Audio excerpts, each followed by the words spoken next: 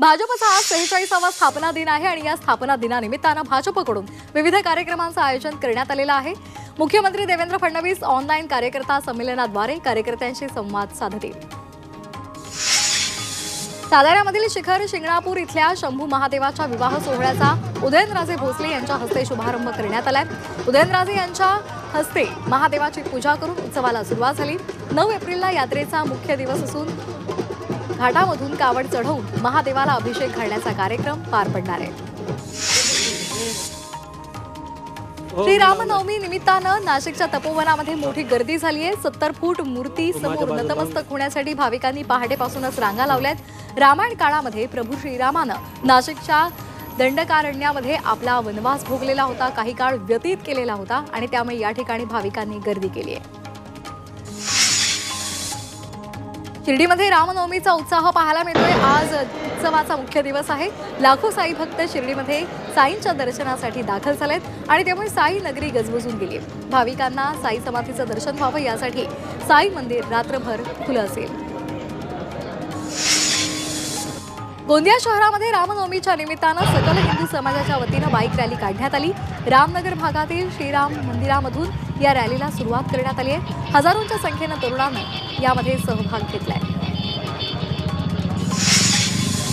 देहू रोडमध्ये रामनवमी निमित्तानं भव्य शोभायात्रा काढण्यात आली। यामध्ये कालभैरव अघोरी आखाडा नृत्य विशेष आकर्षण पाहायला मिळालं होतं। मिरवणुकीमध्ये महिला पुरुषांनी भगव्या रंगाचे कपडे परिधान केले होते। संपूर्ण देहू रोड बाजारपेठेतून ही मिरवणूक काढण्यात आली। अहिल्यानगरामध्ये रामनवमी निमित्तानं निघणाऱ्या मिरवणुकीसाठी पोलिसांचा चोख बंदोबस्त आहे। कोणताही अनुचित प्रकार घडू नये यासाठी काळजी घेतली जाते। एकूण 600 पोलीस कर्मचाऱ्यांचा या ठिकाणी बंदोबस्त असेल। भिवंडीमध्ये बागेश्वर बालाजी सनातन मठ मंदिरामध्ये उभारलं जात आहे। या मठाचं लोकार्पण 14 एप्रिलला पंडित धीरेंद्र शास्त्री महाराजांच्या हस्ते होणार आहे। या निमित्तानं 5 ते 11 एप्रिल या दरम्यान मठ प्रांगणामध्ये भागवत कथा सप्ताहाचं आयोजन करण्यात आले। सांगळा चित्रपटाला सर्वोत्कृष्ट आंतरराष्ट्रीय मराठी चित्रपटाचा पुरस्कार मिळालाय। राबवा गजमल या तरुण दिग्दर्शकानं हा चित्रपट दिग्दर्शित केलेला आहे। रावबाच्या या पहिल्याच सांगळा चित्रपटाला पुणे आंतरराष्ट्रीय चित्रपट महोत्सवाला संत तुकाराम सर्वोत्कृष्ट आंतरराष्ट्रीय मराठी चित्रपटाचा पुरस्कार मिळालाय। उन्हामुळे फुलांचे भाव वाढलेले आहेत। प्रति किलो मोगऱ्याच्या फुलाला बाजारामध्ये 800 रुपयांचा भाव मिळतोय। लग्नसराईमुळे मोगऱ्यासोबत गुलाब, झेंडू, शेवंती अशा फुलांनाही मोठी मागणी आहे। सांगलीमध्ये हज यात्रेकरूंसाठी हज यात्रा प्रशिक्षण शिबिर आयोजित करण्यात आले। 10 एप्रिलपर्यंत हे शिबिर सुरू असेल आणि या यात्रेदरम्यान कोणती काळजी घ्यायची, प्रवासादरम्यान सुरक्षितता कशी बाळगायची या संदर्भातलं मोफत मार्गदर्शन केलं जातंय। नाशिकच्या येवल्यामध्ये ईद निमित्तानं मुस्लिम बांधवांसाठी कव्वाली कार्यक्रमाचं आयोजन करण्यात आलं। या कार्यक्रमाला माजी उपमुख्यमंत्री छगन भुजबळ उपस्थित होते। यावेळी प्रसिद्ध गायक कव्वाल मुसफ्फा अजीज नजा यांच्या कव्वालीनं कार्यक्रमामध्ये रंगत आली। अकोल्यामध्ये शब्दसुरांची प्रकाश यात्रा या गझल नवाज भीमराव पांचाळे आणि भाग्यश्री पांचाळे गायकवाड यांच्या मैफिलीचं आयोजन करण्यात आलं होतं। यावेळी सामाजिक जाणीव जपणाऱ्या रसिकांनी या मैफिलीला भरभरून प्रतिसाद दिला। पुण्यामधील आंबेगावमध्ये जीबीएसमुळे एकाचा मृत्यू झालाय। घोडेगाव इथं राहणाऱ्या रुग्णावर उपचार सुरू होते। हा जीबीएसचा रुग्ण घोडेगाव इथं ज्या ठिकाणी राहत होता त्या भागाची आरोग्य विभागाच्या माध्यमातून पूर्ण तपासणी करण्यात आली आहे। या भागातील पाण्याचे नमुने सुद्धा तपासणीसाठी पाठवण्यात आले। पुणे मुंबई एक्सप्रेस हायवेवर दुचाकीस्वारांचा धोकादायक प्रवास सुरू आहे। हायवेवर दुचाकी चालवण्यामध्ये परवानगी नसताना सुद्धा दुचाकी चालक स्वतःचा जीव धोक्यात घालून हायवेवर प्रवास करतायत आणि त्यामुळे अपघाताची शक्यता वर्तवली जाते। गोंदियाच्या अर्जुनी मोरगाव तालुक्यामधील वडेगाव इथे धरणाच्या कालव्यामध्ये बुडाल्यामुळे 14 वर्षीय मुलाचा मृत्यू झालाय। मित्रासोबत अंघोळीला गेला असता कालव्याच्या प्रवाहामध्ये तो वाहून गेला। या घटनेनंतर संपूर्ण गावात शोक पसरलेला आहे। वांद्रे कुर्ला परिसरामध्ये मंगळवारी पाणीपुरवठा बंद असेल। संध्याकाळी 5 ते 7:30 या कालावधीमध्ये पाणीपुरवठा बंद असेल। जलवाहिनीच्या दुरुस्तीचं काम हाती घेतलं जाणार आहे।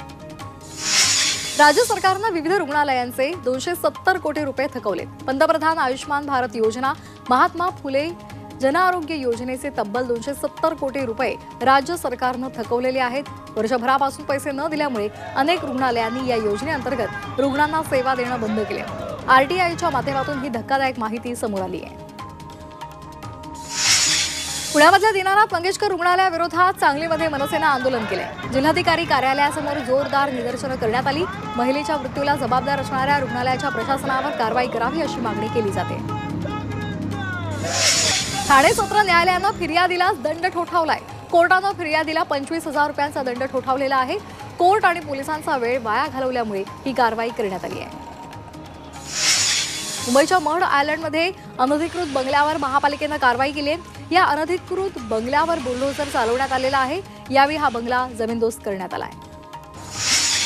यवतमाळच्या पुसद इथे एका अवैध सावकाराच्या घरी आणि दुकानावर छापा मारत कारवाई झाली आहे। यावेळी कोरे चेक, कोरे बॉन्ड्स आणि खतांच्या खरेदीची नोंदणी असलेल्या डायरी, त्याचबरोबर 58 प्रकारचा संशयास्पद दस्तावेज जप्त करण्यात आलाय। नाशिकमध्ये एमडी ड्रग्ज प्रकरणामध्ये कारवाई झाली आहे। या कारवाईमध्ये आरोपीकडून 95,000 रुपयांचा मुद्देमाल जप्त केला गेलाय। या प्रकरणी एमडी ड्रग्जची विक्री करणाऱ्या 2 जणांना अटक झाली आहे। यवतमाळमध्ये रामनवमी निमित्तानं पोलीस सज्ज आहेत। रामनवमी उत्सवानिमित्तानं पोलिसांचा बंदोबस्त आहे। तसंच कुठलाही आक्षेपार्ह फोटो व्हिडिओ व्हायरल झाल्यास पोलिसांना कळवून खात्री करून घेण्याचं आवाहन सुद्धा पोलिसांनी केलंय। एसटी महामंडळानं विना तिकीट बसमध्ये प्रवास करणाऱ्यांवर आता कारवाई सुरू केली आहे। एप्रिल 2024 ते फेब्रुवारी 2025 या कालावधीत ही कारवाई करण्यात आली। या कारवाईमध्ये विना तिकीट प्रवास करणाऱ्या प्रवाशांकडून 21,35,000 रुपयांचा दंड वसूल झालाय। मुंबईतील गोरेगावमध्ये गुटखा आणि पान मसाल्याच्या विक्री प्रकरणामध्ये कारवाई झाली आहे। या प्रकरणी एकावर गुन्हा दाखल झालाय। या आरोपीकडून 11 लाखांचा गुटखा जप्त करण्यात आलाय। नाशिकच्या सिन्नर परिसरामध्ये छापा टाकून 5 लाखांचा गांजा आणि भांग पावडर जप्त करण्यात आली आहे। या प्रकरणी दोघांना अटक करण्यात आली असून 16 जणांना ड्रग्जचं सेवन करताना ताब्यात घेण्यात आलंय। सांगलीच्या मिरजमध्ये सोन्याच्या दुकानामध्ये बुरखा घालून चोरी करणाऱ्या महिलांच्या टोळीचा पर्दाफाश करण्यात आलाय। या प्रकरणी एका महिलेला अटक झाली असून तिच्याकडून 53 ग्रॅम सोन्याचे दागिने हस्तगत करण्यात आले, तर 3 महिला अद्यापही फरार आहेत।